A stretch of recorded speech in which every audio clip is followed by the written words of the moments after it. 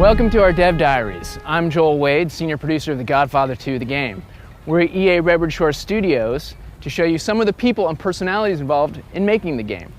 In our first Dev Diary, we're going to talk to Hunter Smith, who's going to give us a brief overview and concept. Let's go.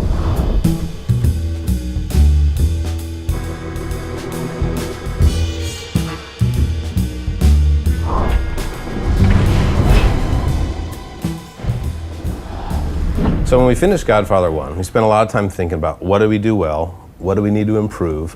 We did a lot of research, talked to a lot of customers, read all the reviews, read all the blogs, really tried to understand what about this property is going to make a difference. What really stands out? You know, we know we're in the open world action genre, but there's something about being in the mob, being in the world of organized crime that's really unique, and we wanted to focus on that. We looked at those films and we sat and we thought about, man, there's this 3-hour film, and in that time there's about 10 minutes of action and a lot of chin scratching, a lot of thinking about how does this family work against that other family, how does this competition set up? And we thought about how do we bring that into a game?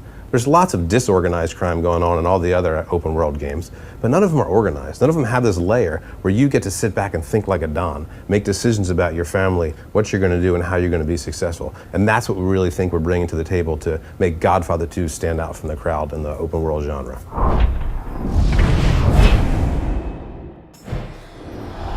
So when we thought about this Don experience and how we're going to bring these strategic elements to the game, the best thing to do was to make a card game.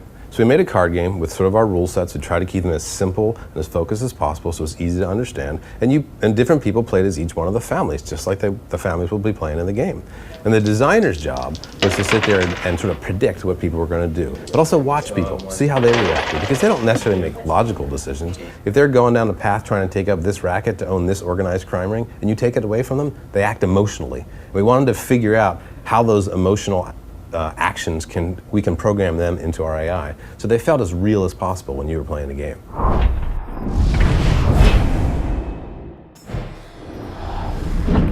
So one of the cool things about Godfather 2 is it's moved up in time into the 60s, and that became a real opportunity for us.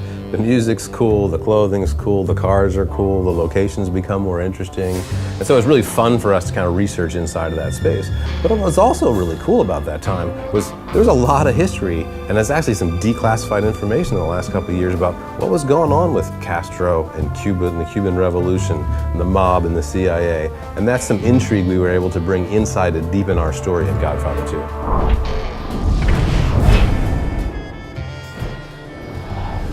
So when we pull all these pieces together, the thing that really drives us and drives players into a game is, what's the fantasy I'm after? We're in the world of organized crime. We got a great action experience with our Black Hand, and we really doubled down on that. But the next layer we brought was really to be the Don, to think intelligently, to make choices about your family, to send your crew in different directions, to have the whole Don view experience we're bringing to the game. The way we summarize all that up, if you want to be successful in Godfather 2, you got to act like a mobster, but you got to think like a Don. Hope you're as excited about the game as we are. Make sure to check back frequently for future blogs. Also, make sure to check out Game Showers TV on August 15th, where they have an exclusive deep dive into the game and our first released gameplay footage.